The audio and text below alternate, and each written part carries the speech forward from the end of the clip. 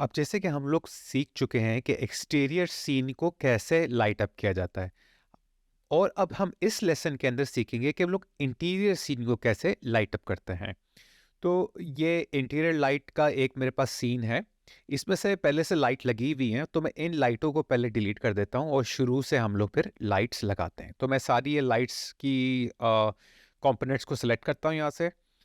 तो rake light हो गया, और ये स्काई एटमॉस्फेयर स्काई लाइट हो गया, वॉल्यूमेट्रिक क्लाउड हो गया। और उसके अलावा मैं देखता हूँ और क्या क्या है। हमारे पास डायरेक्शनल लाइट हो गई, और इन सबको मैं डिलीट करता हूँ यहाँ से। ठीक है, तो मैं इन सबको डिलीट कर देता हूँ। अभी भी कुछ एलिमेंट्स बाकी हैं, देखते हैं कौन से एलिमेंट्स हैं। तो पहले तो मैं इन सारे फ़ोल्डर्स को बंद करता हूँ और देखता हूँ कौन से हैं फ़ोल्डर। अच्छा, एक्स्पोनेंशियल फॉग रह गया था, ये डिलीट करता हूँ, और ये HDRI बैकड्रॉप रह गया था, ये मैं डिलीट करता हूँ। अब मेरे पास कोई लाइट नहीं है। सिर्फ़ और सिर्फ़ आपको टीवी से एक लाइट नज़र आ रही होगी, टीवी से एक लाइट निकल रही होगी, ये मॉनिटर स्क्रीन से। ये जो लाइट है, ये इमिशन लाइट कहलाती है, जो टेक्सचर होता है, और ये टेक्सचर एक लाइट का काम कर रहा होता है। इसके बारे में हम मटेरियल की एक्सरसाइज में, मटेरियल के लेसन में सीखेंगे। अभी आपको इससे कोई आ, परेशानी नहीं होनी चाहिए, आपको घबराना नहीं है कि ये किस तरह बनता है, कैसे बनता है। ये अभी इसकी कोई जो है ना, इससे कोई मसला नहीं होना चाहिए। ये बाद में हम लोग डिटेल में सीखेंगे, तो अभी कोई आप इससे परेशान ना हो। ठीक है, अब हम लोग इंटीरियर लाइट्स लगाते हैं। अब इंटीरियर लाइट्स भी बिल्कुल वैसे ही लगेंगी जैसे एक्सटीरियर लगती है। तो मैं विंडो पे जाऊंगा, एनवायरमेंटल लाइट मिक्सर पे जाऊंगा जैसे पहले गया था, और ये सारी लाइट्स मैं ऐड करूंगा जैसे मैंने एक्सटीरियर के लिए ऐड की थी। एक एक करके मैं इसको ऐड करता रहूंगा। पहले ये मैं इसको ऐड किया मैंने, ठीक है। तो उसके बाद मैंने फिर इसको ऐड किया, फिर स्काई एटमॉस्फेयर को, फिर वॉल्यूमेट्रिक क्लाउड को, और फिर हाइट फॉग को, जैसे मैंने पिछली एक्सरसाइज में आपको दिखाया था, पिछले लेसन में आपको दिखाया था, ऐड करके। अब पूरा सीन मेरे पास लेट हो गया है। शैडो आपको काफ़ी शार्प नज़र आ रहे होंगे, हार्श नज़र आ रहे होंगे, वो इसलिए क्योंकि मेरे पास रे ट्रेस ऑन नहीं है।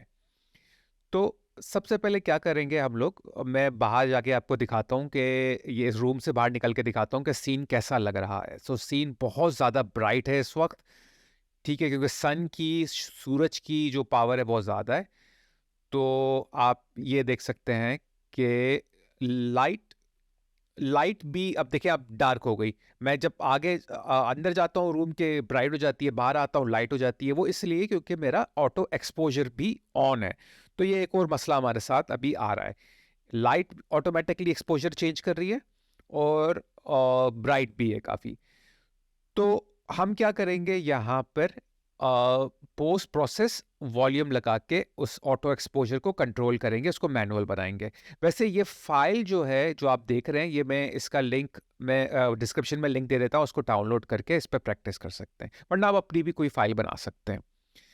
अब देखेंगे, मैं बाहर निकला हूँ, वही वही चीज़, एक्सपोजर चेंज हो गया। मैं अंदर आया हूँ, दोबारा से एक्सपोजर चेंज हो रहा है, ऑटोमेटिकली चेंज हो रहा है, क्योंकि एक्सपोजर मेरा ऑटोमेटिक है, जैसे मैंने आपको अभी पहले बताया था। अब सबसे पहले क्या करते हैं कि जितनी भी लाइट्स के कंपोनेंट्स हैं हमारे पास, मैं उनको सेलेक्ट करता हूँ, और बारी बारी करके मैं एक नए फोल्डर में ऐड कर देता हूँ, और उस नए फोल्डर का नाम मैं लाइट्स रख दूंगा। पहले मैं ऐड कर देता हूँ जो जो मेरे पास पड़े हुए हैं। फॉग को भी मैं ऐड कर देता हूँ उसके अंदर, ठीक है। तो मैं थोड़ा सा, ये वैसे ऊपर की तरफ है फोल्डर, मैं इसको विंडो को बड़ा करता हूँ ताकि फोल्डर नज़र आए, तो मैं इसमें डाल देता हूँ। उसके अलावा मेरे पास क्या रह गया है, और मेरे पास स्काई एटमॉस्फेयर रह गया है, मैं इसको भी ऊपर डाल देता हूँ। तो ये काफ़ी ऊपर है, तो मैं इसको ड्रैग करके ऊपर तक लेके जाता हूँ। तो ये नीचे रह गया, दोबारा ऊपर लेके जाता हूँ। हाँ, अभी अंदर आ गया है, फिट हो गया है। ठीक है जी। अब देखते हैं और क्या रह गया है। और पोस्ट प्रोसेस वॉल्यूम जो है वो मैंने ऐड किया या नहीं किया, मेरे ख्याल में वो मैंने ऐड नहीं किया है, तो उसका कोई मसला नहीं है, क्योंकि वो अभी हम ऐड करेंगे बाद में, अभी ऐड नहीं किया हुआ। तो इसको मैं यहाँ से रिमूव करता हूँ, और क्या रह गया हमारे पास।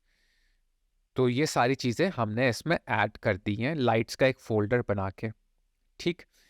और अब जो बाकी चीज़ें, अच्छा, ये वॉल्यूमेट्रिक क्लाउड भी रह गया है, ये भी मैं उठा के उसको डाल देता हूँ उस फोल्डर के अंदर। ये भी मैं ऊपर जाता हूँ, तो और ये बार बार नीचे रह जाता है क्योंकि ऊपर लेके जाने के साथ बड़ा मुश्किल होता है।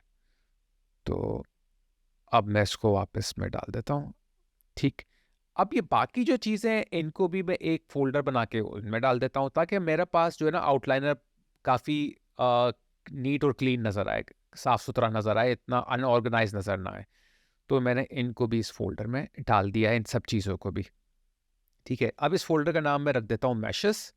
वैसे इसमें कैमरे वगैरह भी हैं, मगर कोई मसला नहीं है, मैं मैशेस और कैमरास, मैशेस अंडरस्कोर कैमरास भी इसका नाम रख देता हूँ। ठीक है, और इस फ़ोल्डर का नाम मैं रख देता हूँ लाइट्स। ठीक है, तो ये हो गया सही। अब हमारे पास ये बन चुका है, ये रेडी हो गया है सीन। अब मैं पोस्ट प्रोसेस वॉल्यूम में जाऊँगा, विजुअल इफेक्ट्स में जाऊँगा, वहाँ से पोस्ट प्रोसेस वॉल्यूम उठा के यहाँ रख दूँगा। अब क्या है कि जहाँ भी वो बॉक्स शो हो रहा है पोस्ट प्रोसेस वॉल्यूम का, वहाँ इसका इफेक्ट जाएगा, मगर मुझे पूरे सीन पर लेकर आना है इफेक्ट।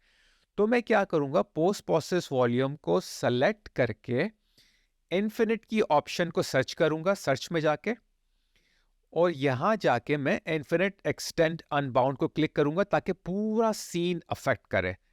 ठीक है जी, तो ये काम भी हो गया यहाँ पर। तो अब क्या करते हैं, इसकी एक्सपोजर को चेंज करते हैं। अब मैं यहाँ एक्सपोजर की सेटिंग में आता हूँ, पोस्ट प्रोसेस वॉल्यूम में मीटरिंग मोड को मैं चेंज करता हूँ मैनुअल पे। अब इसका एक्सपोजर कंपनसेशन में थोड़ा बढ़ा देता हूँ, मैं इसको 10 करता हूँ। 10 भी काफ़ी कम है, देखते हैं और क्या है। और 20 या 15 इस तरह करके, 15 थोड़ा सही नज़र आ रहा है।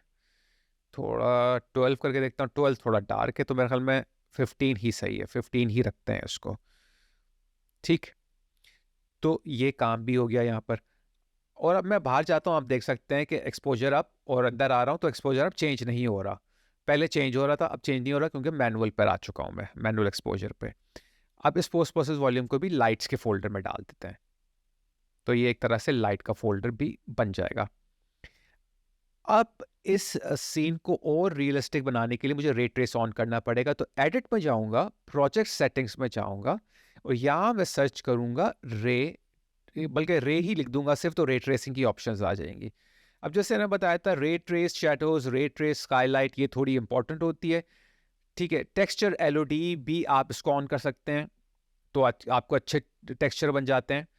इसके अलावा जितनी भी चीज़ें वो ऑप्शनल होती हैं, जैसे कि ये use hardware ray tracing when available, इसको भी आप, और ये हिट लाइट फॉर रिफ्लेक्शन को भी आप ऑन कर सकते हैं। ऑप्शनल है, मगर आप ऑन कर सकते हैं अगर अच्छा कंप्यूटर, अच्छा जीपीयू आप यूज़ कर रहे हैं तो अब ये सब चीज़ें ऑन हो गई। अब मैं लूमन को सर्च करता हूँ, लूमन तो खैर बाय डिफ़ॉल्ट ऑन होता ही है, तो अब मैं रीस्टार्ट कर दूंगा इसको और सेव कर दूंगा। अब ये रीस्टार्ट हो रहा है, रीस्टार्ट होने के बाद हम चेक करेंगे कि लाइट्स के शेडोज़, आप देखिएगा रीस्टार्ट हो चुका। मैं कंटेंट ड्रॉअर में जाऊंगा, यहाँ जाके मैं अपने लेवल्स के फोल्डर में जाऊंगा, इसको डबल क्लिक करूंगा, और आप देख सकते हैं कि लाइट और शेडोज, आप देखें शेडो कितने अच्छे लग रहे हैं। अब पहले तो बड़े हार्श और अजीब से शेडो आ रहे थे, अब काफ़ी अच्छे शेडोज आ रहे हैं। तो मैं जी को प्रेस करूंगा गेमिंग मोड में जाने के लिए, ताकि वो सारे सिम्बल्स विम्बल्स जितने भी हैं डी कैल्स के हट जाएं। ये दीवारों पर वैसे डी कैल्स लगे हुए हैं। ठीक है जी, तो ये आपका रे ट्रेसिंग ऑन हो चुकी है।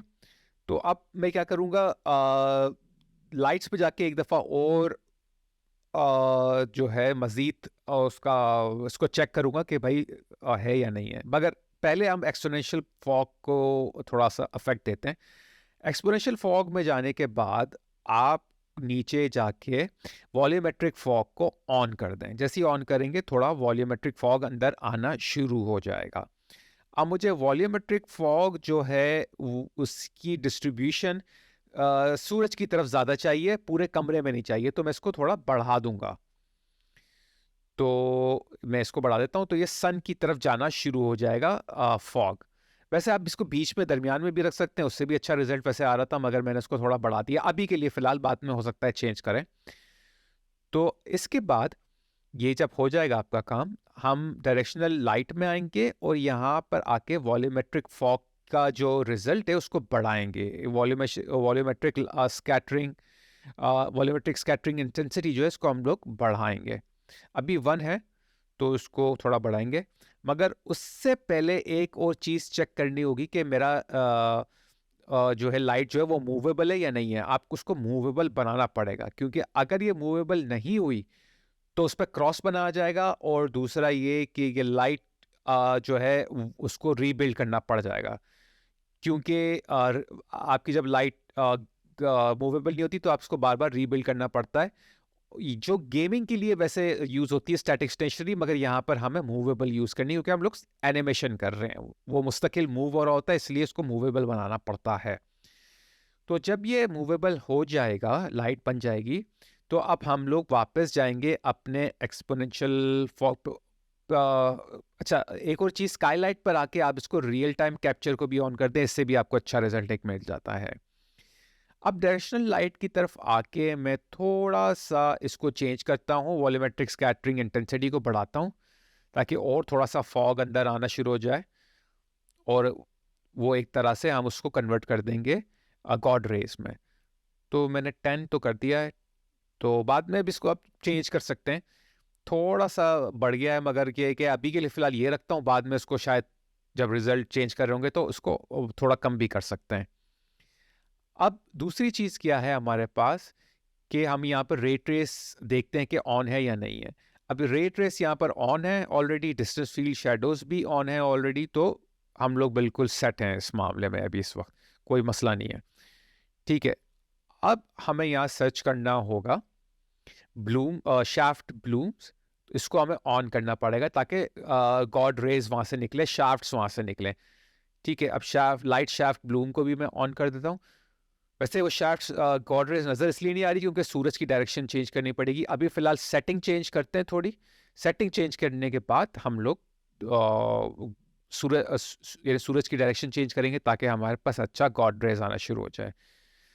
तो मैं इसको थोड़ी सी ये आप इसको यानी कि अपने मर्ज़ी के मुताबिक चेंज कर सकते हैं। मैं इसकी थोड़ी सी सेटिंग्स चेंज कर रहा हूँ, वॉल्यूमेट्रिक स्कैटरिंग की भी थोड़ी सी चेंज करके देखता हूँ कि क्या हो रहा है, क्योंकि मुझे ज़्यादा लग रही है थोड़ी।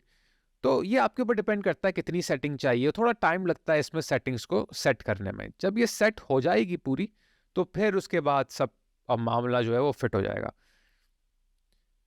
ठीक है, तो अभी इसकी मैं सेटिंग्स को थोड़ा चेंज करता हूँ। जब सेटिंग सारी चेंज हो चुकी होगी, फिर जाके मैं इसको वो कर दूंगा, अपना सूरज की डायरेक्शन चेंज करूंगा। अब एक्सपोनेंशियल फॉग में जाके और देखते हैं मज़ीद क्या चीज़ हम चेंज कर सकते हैं अच्छा रिजल्ट लाने के लिए। फॉग डेंसिटी को थोड़ा सा कम कर सकते हैं, और इतनी ज़्यादा कम नहीं करनी कि नज़र ही ना आए, मगर इतनी कम हो कि भाई ना ज़्यादा फॉग हो और ना ज़्यादा आसमान साफ हो। अब यहाँ पर वॉल्यूमेट्रिक स्कैटरिंग को भी थोड़ा मैं बढ़ाता हूँ डायरेक्शनल लाइट के अंदर जाके। तो ये थोड़ी सी ऊपर नीचे आपको चीज़ें करनी पड़ेंगी, तो अच्छा रिजल्ट लाने की थोड़ा सा टाइम लगता है, मगर आपको इतना कोई मसला होना नहीं चाहिए उससे, क्योंकि ये लगता है टाइम इसमें अच्छा रिजल्ट लाने के लिए। अब फॉग डेंसिटी थोड़ी बढ़ा के देखते हैं कि थोड़ा क्या रिजल्ट आ रहा है। ठीक है, तो इतना काफ़ी है मेरे लिए, और डायरेक्शनल लाइट में भी देखते हैं और क्या रह गया था चेंज करने वाला। तो यहाँ चेक करता हूँ ब्लूम के अंदर क्या क्या चीज़ें हैं।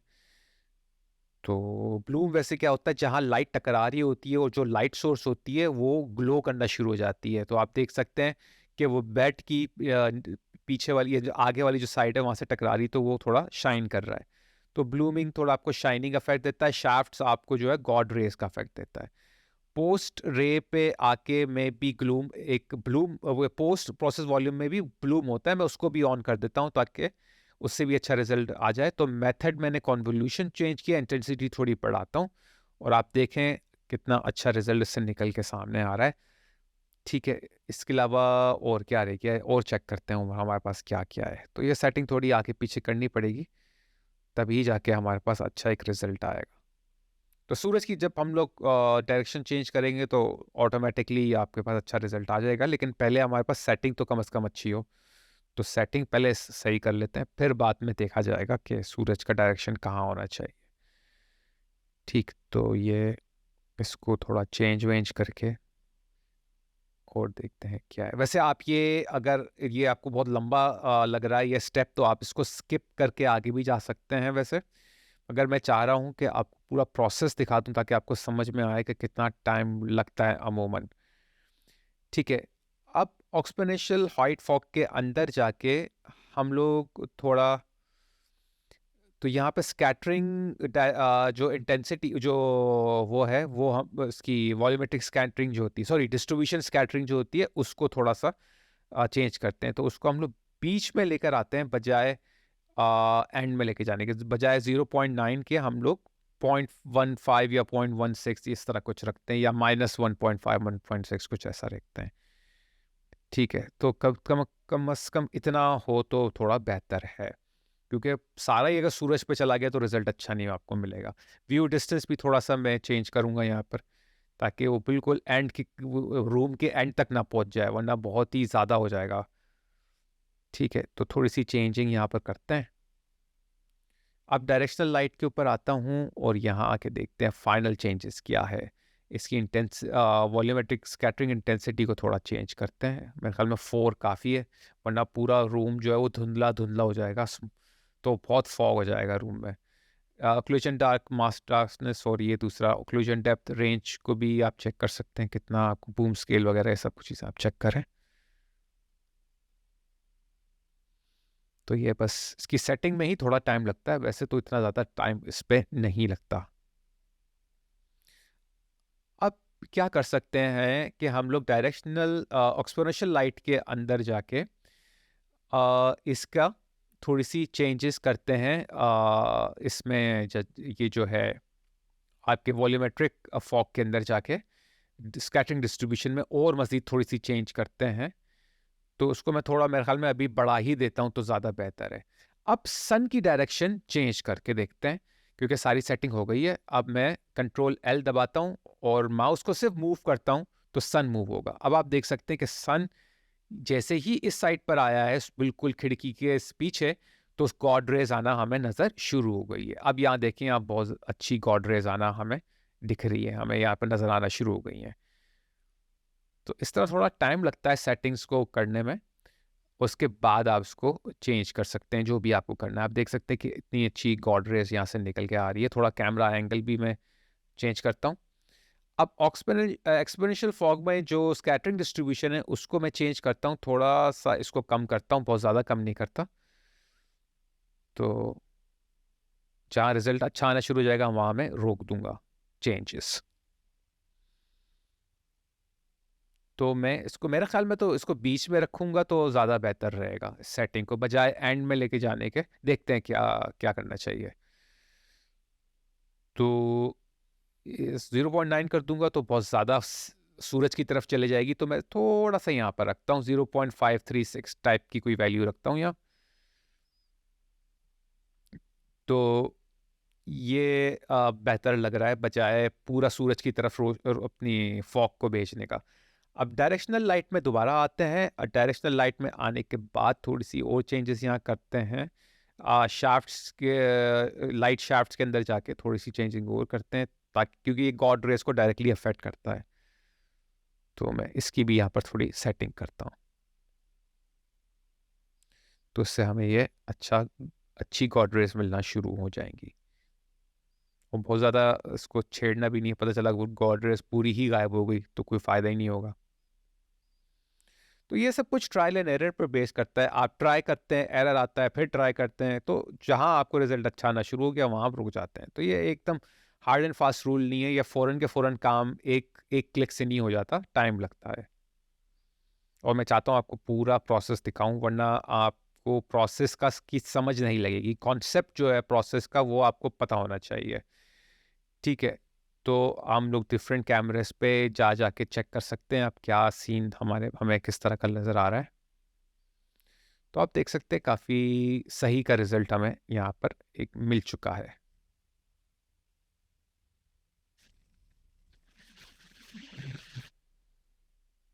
तो ये एंगल थोड़ा सा अच्छा है, यहाँ से गॉड रेज बहुत ज़्यादा भी बाहर नहीं निकल रही और बहुत कम भी बाहर नहीं निकल रही, नॉर्मली निकल रही है।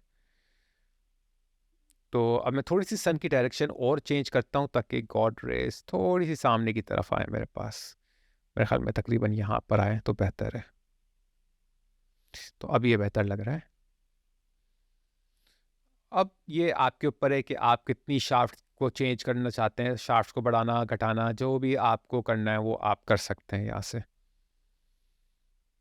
सही?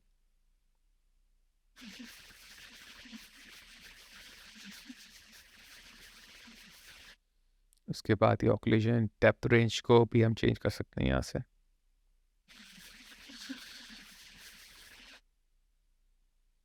ये मास्क डार्कनेस को, ये थोड़ी थोड़ी चेंजेस आप, आपकी मर्जी, आप उसको करें। अगर सेक्शन को स्किप भी करना चाहते हैं आप तो स्किप भी कर लें, कोई मसला नहीं है, क्योंकि ये इंपॉर्टेंट चीज़ तो हमने कर ली है इधर।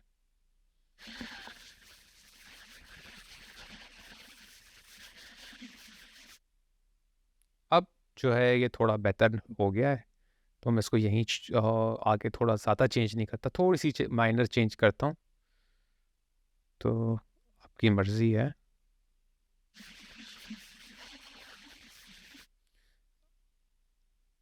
तो अब मेरे ख्याल में ये सही है इस तरह। अब मैं फॉग का कलर भी चेंज कर सकता हूँ, एक्सपोनेंशियल फॉग का, तो मैं कलर के ऑप्शन पे जाके थोड़ा सा येलोइश टाइप का, ऑरेंजिश टाइप का कलर देता हूँ ताकि मैच करे सूरज से। ठीक है, ज़्यादा नहीं, थोड़ा सा, आप देख सकते हैं बहुत लाइट कलर है। ठीक है जी। अब प्रोस प्रोसेस वॉल्यूम के अंदर आते हैं, और ये मैं आपको डिटेल में, बिल्कुल डिटेल में लास्ट वाली एक्सरसाइज में समझा चुका हूँ, बता चुका हूँ। यहाँ से हम लोग पहले तो ब्लूम की सेटिंग चेंज करते हैं, इसको हम लोग कॉन्वोल्यूशन ही रखेंगे, क्योंकि अगर आप स्टैंडर्ड करते हैं तो ये इतना ब्लेंडेड नहीं होता ऑब्जेक्ट से। अगर आप कॉन्वोल्यूशन यूज़ करते हैं तो ये ऑब्जेक्ट से, लाइट से, एग्जिस्टिंग लाइट से थोड़ा ब्लेंड हो जाता है, तो इसलिए कॉन्वोल्यूशन ज़्यादा बेहतर है यूज़ करना। ठीक है, अब ये आप देख सकते हैं कि मैंने लेंस फ्लेयर को भी ऑन करना है। अभी मैं ब्लूम जैसे ऑन कर रहा हूँ, आप देख सकते हैं जहाँ जहाँ लाइट सोर्स से जहाँ लाइट टकरा रही है वहाँ ग्लोइंग इफेक्ट आ रहा है ब्लूम की वजह से। ठीक है, तो ये ब्लूम आपकी जहाँ लाइट टकरा रही होती है, जहाँ लाइट सोर्स होता है, उसको थोड़ा ग्लोई इफेक्ट देता है, इसको ग्लो कर देता है। अब डायरेक्शनल लाइट में जाके थोड़ी सी और मजीद चेंजेस करते हैं हम लोग, वॉल्यूमेट्रिक फॉग को कम ज़्यादा करके देखते हैं किस तरह का रिजल्ट आ रहा है हमारे सामने। तो बहुत ज़्यादा कम भी नहीं करना, बहुत ज़्यादा बढ़ाना भी नहीं है। ठीक है, अब हम लोग नीचे जाएंगे ब्लूम की तरफ, ब्लूम भी हम लोग थोड़ा कम ज़्यादा कर सकते हैं यहाँ पर।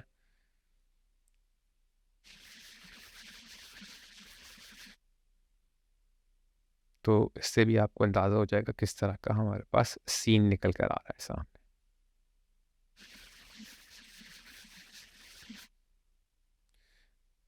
अब जो है पोस्ट प्रोसेस वॉल्यूम में आते हैं, और यहाँ आने के बाद हम जो है वो लूमेन की सेटिंग चेक चेक करते हैं कि सेटिंग ऑन है या नहीं है।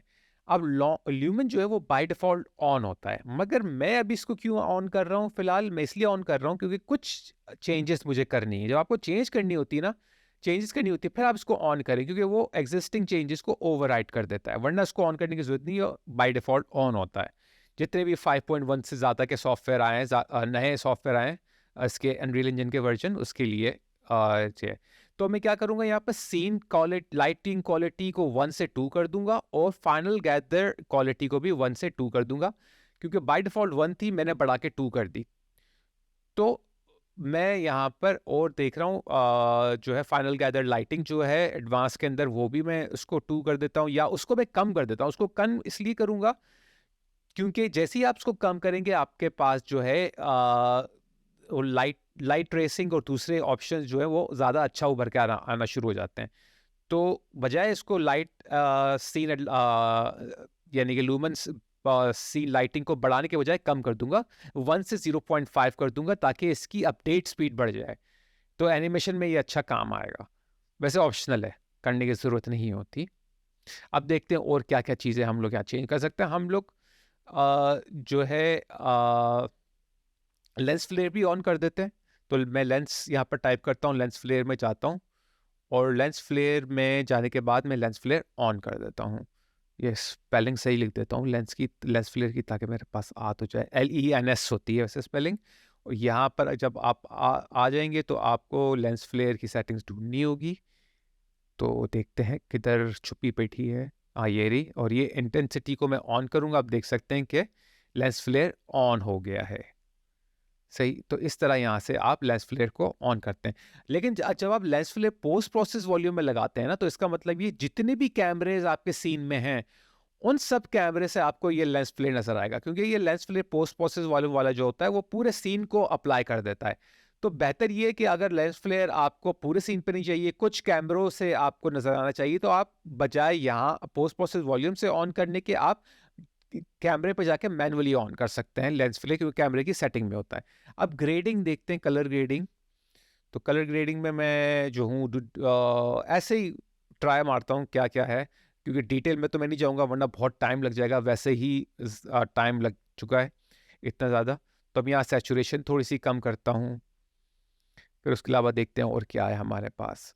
अब मेरे पास शैडोज़ है, शैडोज़ की कॉन्ट्रास्ट में जाके मैं शैडो को थोड़ा ब्लूइश कलर में देता हूँ। तो ब्लू जो है वो क्योंकि शैडो में ऑपोजिट कलर यूज होता है, तो येलो जो है वो ब्लू का ऑपोजिट है, तो मैं इसको येलो की तरफ लेके जाऊंगा और फिर यहाँ पर वैल्यू सेट करूंगा। सही।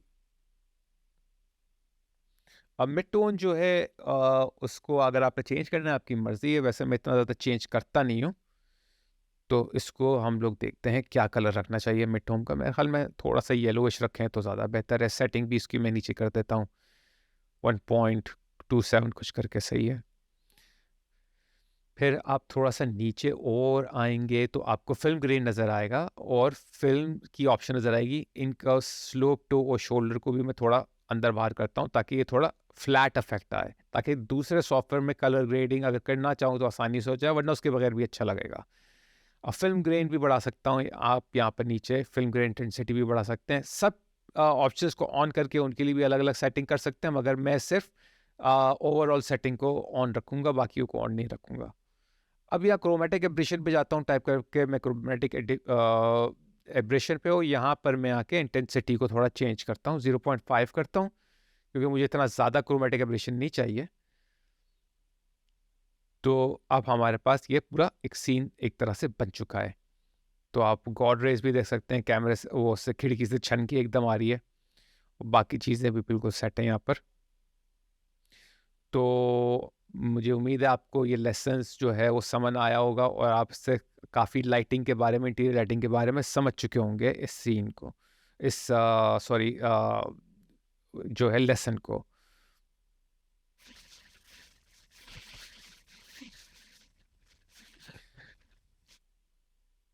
अच्छा, कभी कभार ये होता है कि आप के पास एक एरर आएगा कि आप टेक्सचर से आउट ऑफ बजट हो गए हैं। वो इस तरह का कोई एरर होता है, texture streaming pool over this much size MIB budget, यानी कि इस तरह का आपको एरर आएगा। ये इसलिए आता है क्योंकि आपके जो टेक्सचर है ना वो बहुत ज़्यादा हाई हो जाते हैं, उनकी और स्पेस मेमोरी की कम हो जाती है, तो टेक्सचर सही तरह से वो शो नहीं कर पा रहा होता, तो वो टेक्सचर सारे ब्लर हो जाते हैं। और ब्लर जब हो जाते हैं टेक्सचर, तो उस पर काम करने में इतना मज़ा नहीं आता। तो इस एरर को ख़त्म करने के लिए आपने क्या करना होता है, यहाँ पर एक कमांड होती है, इस ये मैं उसमें भी दे दूँगा, डिस्क्रिप्शन में भी दे दूँगा। तो ये आपको लिखनी होती है कमांड में जाके, कमांड ऑप्शन में जाके, और इसकी ये कमांड होती है r dot streaming dot pool size और फिर स्पेस, और जो भी आपका पूल साइज है, मेरे जीपीयू के हिसाब से मेरा पूल साइज 20,000 या 16,000 से थोड़ा ज़्यादा है, तो मैं यहाँ 16,000 में मैं लिखूंगा, तो मेरा जो है टेक्सचर बजट हाई हो जाएगा और मेरे पास वो वाला एरर नहीं आएगा जो मैं आपको भी दिखा रहा था, क्योंकि मैं जीपीयू यहाँ पर RTX 3090 यूज़ कर रहा हूँ, तो उससे कोई इशू नहीं होगा क्योंकि वो ऑलरेडी फास्ट जीपीयू है। अगर आपने अभी तक मेरे चैनल को सब्सक्राइब नहीं किया है तो बराए करम अभी कर लें और बेल आइकन को दबाना मत भूलिएगा। मैंने ये नोटिस किया है कि आप में से काफी लोग मेरे वीडियोस मेरे चैनल को सब्सक्राइब किए बगैर देख रहे हैं, तो भाई अब मेरे चैनल को सब्सक्राइब कर लें ताकि आप जी इंटरेक्टिव कम्युनिटी का एक अहम हिस्सा बन जाए। और एक और अहम बात बताता चलूं, प्लीज मेरी वीडियोस को डाउनलोड ना कीजिए, सिर्फ उन्हें ऑनलाइन देखें। जब आप उन्हें डाउनलोड करते हैं तो मेरे चैनल का वॉच टाइम आवर असरअंदाज होता है, जो बहुत नुकसानदेह है। तो प्लीज आप उन्हें डाउनलोड ना करें बल्कि ऑनलाइन देखें। आप लोगों का बहुत बहुत शुक्रिया। अब मिलते हैं अगली वीडियो में, तब तक के लिए इजाजत दें और अपना बहुत ख्याल रखें।